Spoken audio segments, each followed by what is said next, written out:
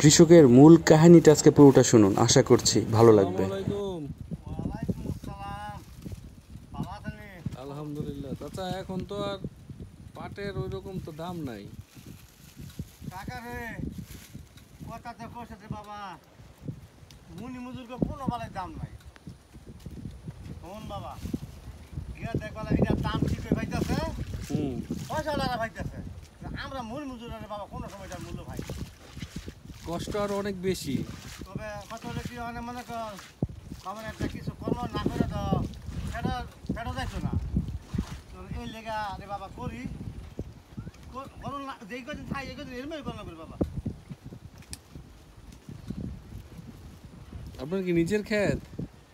না রে বাবা, এই সব গেলাম নেই, আমি এটা বাবা তেলাকা করি।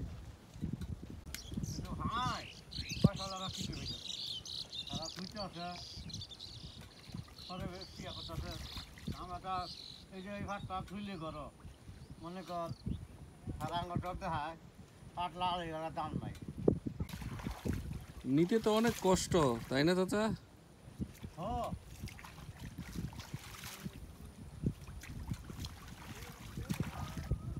পাটের সব মিল তো বন্ধ হয়ে গেছে কাকা। পুবালি তো বন্ধ হয়ে গেছে, বাংলাদেশ জুট মিল বন্ধ হয়ে গেছে, এই জন্য মনে হয় আরো দামের অবস্থা খারাপ, তাই না?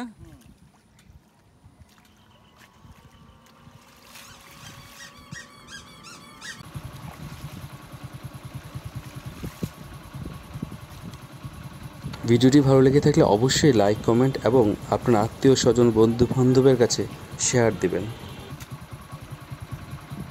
সত্যি বলতে ওনাদের আসলে ঘামের এক একটা রক্তবিন্দু, এক একটা ফোঁটা, সব কিছুর বিনিময়ে আসলে এই সোনালি আঁশ।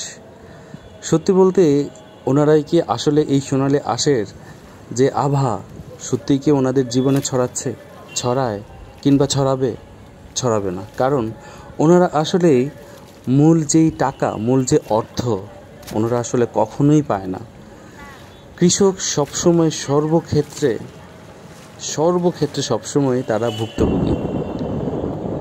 আমি আজকে এই ভিডিওতে তিনটা কৃষকের সাথে আমি কথা বলেছি। তিনজনের মুখে মনে সর্বস্তরে শুধু হতাশা আর হতাশা। তাদের প্রধান যে কমপ্লেন সেটা হচ্ছে কি জানেন? সেটা হচ্ছে তারা ন্যায্য মূল্য পায় না, যা পায় বড় বড় লোকেরা।